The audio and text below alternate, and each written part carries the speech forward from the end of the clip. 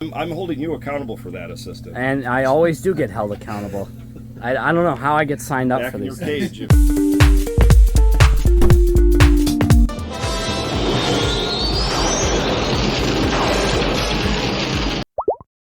Hello and welcome to Lobricks. I am Leaky Trooper, and this is our LEGO Star Wars UCS Trench Run MOC. This is a limited series in about 6, 7, or 8 episodes before we're done. And in episode 3, we are working on the TIE Fighters. So last week we did the X-Wings. We did 3 UCS X-Wings, which I would call Luke's Trench Posse of Biggs, Wedge, and Luke. This week we are working on the TIE Fighters. We're going to go down to Salem, Massachusetts. We're going to see Target Legend, and he is going to build us some UCS TIE Fighters. A TIE Advance he got off of Rebrickable, and then 2 older UCS TIE Fighter sets. Then we're going to bring them back here to Lobricks Studios. Then Target Legend is going to walk us through each one of them, the sets he used, the parts he used, all that good stuff. And then stick around to the end of the video because we are going to be putting the sidewalls on the trench. So before we get started, it'd be great if you give us a like. And if you really want to see what's going on, subscribe to Lobricks. And we talk about this MOC in our Discord server. So you can join our Lobricks Discord server in the link below in the description. So with that, Assistant and I are headed to Salem, Massachusetts. Okay, so here they are, the UCS TIE Fighters we are going to be using for our Trench Run MOC. We've got 3 of them here, 2 standard ones, and Darth Vader's here. So what's exactly the rundown on these? We have Target Legend here. So so obviously these are the Lego versions of the UCS TIE Fighters. Yes, very iconic, very iconic. Very solid ships. Yes, yes. And then this one was designed by a user called Sock904 on Rebrickable. He just did a fantastic job. It does appear smaller than the TIE Fighters, but if you look at the movie. Yeah, I mean that's pretty accurate. Yeah, Darth Vader's TIE Advance is a little bit smaller than the TIE Fighters. The panels on the TIE Fighters are huge. So. Yes, they are very big, and we will have a link in the description below to the instructions, or you can buy the instructions for these. So we'll definitely leave that information. But yeah, these are going to be some good TIE Fighters, and I do think they're going to complement our X-Wings perfectly, especially with the scaling. We want to make sure that they are minifigure scale and everything is going to be looking good and actually huge for our trench run here. Assistant and John, are these 2 TIE Fighters identical? And are these Lego versions? Yes, they are. Those are the Lego versions. They are identical. Which, was there only one UCS TIE? Like, what year did these come out? I believe these were, what, 2016, something like that? It's 2014, 2015, something like that. I'm not sure, but this is the only incarnation of the UCS TIE. And I know this one was praised for having such features as the inner panels, but it also was, not liked as much because they're saying that the shape of the cockpit wasn't exactly how it looked in the movie. But with Lego you can only go so far, especially if you look in the movie, they're pretty much round with 2. It's hard to support something like that. Lego didn't have as many round pieces as they do today, and they used a lot of the slope pieces. The other thing is that on the stand it rotates 360 degrees. Oh wow, look at that. So you can see the back of it. And then there's our back of the TIE Fighter there. Everything's looking really good. I think, everyone's a little bit too hard on Lego with the slope pieces, but I kind of do see what they're saying. It is a little bit ovular there, but it will work and it will do the trick. The important part is it's the right size. We want this trench run to be vast. We want it to be minifigure scale. So I have a couple of questions before we pack these up and bring them to Lobricks Studios. So John, one thing I wanted to know was, the trench itself is gray, but I don't know if we necessarily want to take them off of these stands. Mm-hmm. So it's probably best just to mount these in the trench on those stands, right? And I know, I'm not a big fan of Technic pieces, but you need Technic to support this weight, right? Yeah, you need Technic to support the weight, unless you had a solid brick design, which is then it's just going to look like it's sitting on a mountain. Right, right. So it's probably best we just leave them on the stands. I think so. Yep.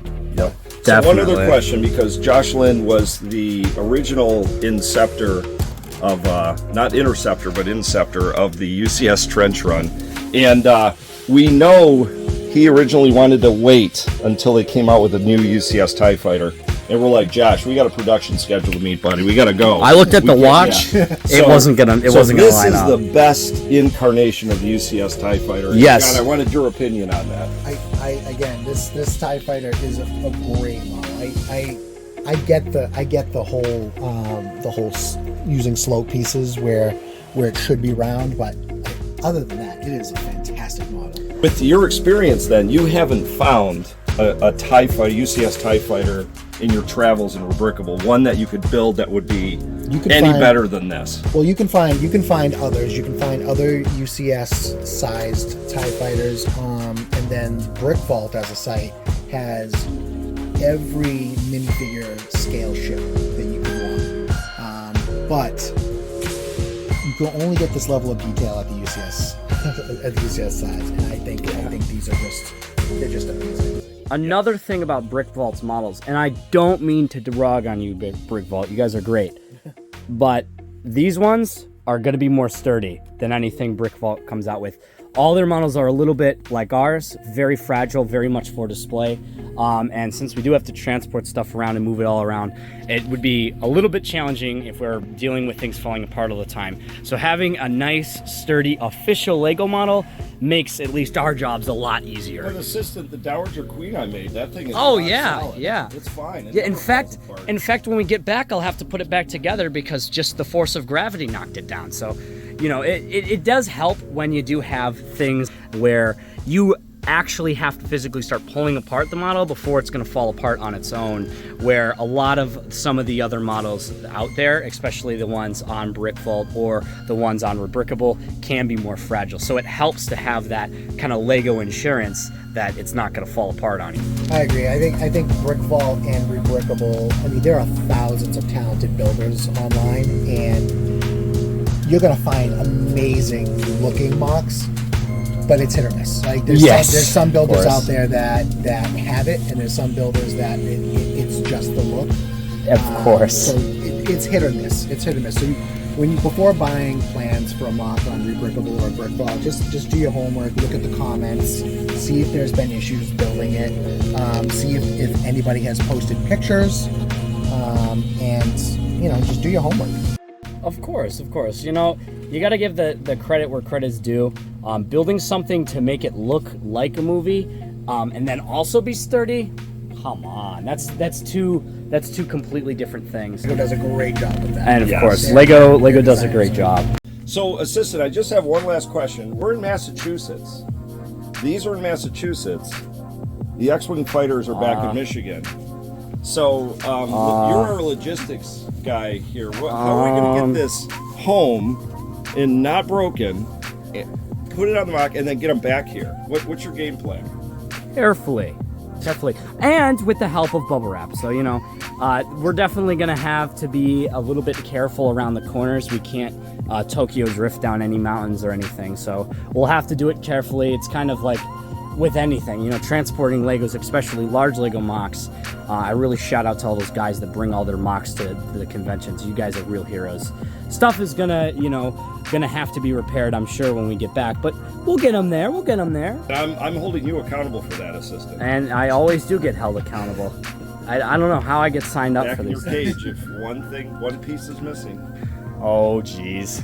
We're back from Salem. Let's unpack the TIE Fighters, see if they survive the journey, and then Target Legend is going to walk us through them. So now, Josh Lynn, the other Discord moderator, is going to unbox these, and I'll get you a pair of scissors. Oh, no, I got all of it right here. Oh, okay, yeah. So let's see if they've survived the trip. So these are the ties. So Josh, I know you were a little opposed to the TIE Fighters being on here, but now that they're here in Lobricks Studios, how are you feeling about the TIE Fighters? I mean, I like them. I think they're necessary. I'm glad John brought them via you.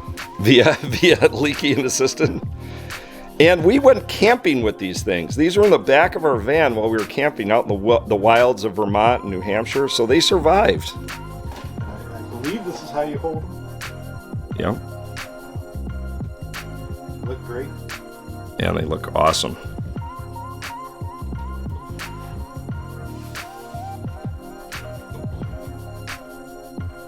So what will probably happen is we'll have the ties right next to each other. Yep. Oh, now, moment of truth. Did the tie interceptor survive the trip? So long story short, the tie advance did not fare as well on the journey. Assistant, what the hell happened? The advanced TIE fighter's in pieces. Hey man, don't look at me. I saw you and Josh unpacking that, alright? It's not my fault. But we'll get this fixed right up. And then Target Legend is going to walk you through the 3 TIE fighters. And here we have Darth Vader's TIE Advanced X1. This is a rebrickable model by designer SOC 904. Compared to its TIE fighter counterpart, much cleaner design, minimal studs on the surface of the entire model, and just a very clean look. If we spin it around here, we can take a look at these solar panels, and they are just very clean, very smooth. Take a look at the engines here. Look amazing. And then if we spin it back to the front, it is in the process of firing, so that's why there's two green pips there where the laser cannons would be, because Darth Vader is about to take out an X-Wing. The cockpit design, if you look at all the source footage, TIE fighters and TIE interceptors, TIE Advanced, they all have a round ball where the cockpit is. And the designer of this MOC did an excellent job. Although very difficult to construct, I will say it's amazing that it stays together, but it looks absolutely flawless. They did a great job designing that. And that is the TIE Advanced X1. So here we have the UCS TIE Fighter set. It was released in 2015. It's got 1,685 pieces. And for this MOC, we will have 2 of them. Quite detailed piece, very blocky cockpit design. But if you have the capability to spin it around here, and you just take a look at those solar panels, LEGO did a great job making sure that the solar panel design, they wouldn't fall off. It is almost impossible to take them off. You have to take off multiple pieces in order to detach the wings from the fuselage. But overall, LEGO did a fantastic job.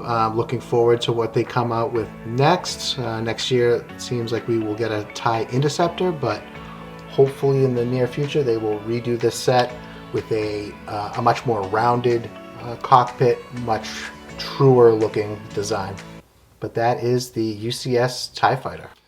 That was pretty cool. The TIE fighters are now on the MOC itself. So now we're going to build our first sidewall for the trench. So let's get to it. All right, for the next phase of the UCS Trench Run MOC, I need to build some boxes out of wood to go along here to mount more giant grate base plates onto the side, like so we can build the sides of the trench. All right, now that Assistant has acquired me some wood, and I don't ever want to know where he acquired it from. So the height of the boxes, I'm going to make about 23 inches in height. This will allow it to be taller than the TIE Fighters, which is the tallest ship on the MOC. And the width will be 30 inches, which is exactly double the size of one of these panels. So I can do 2 panels per box. All right, let's cut up our wood.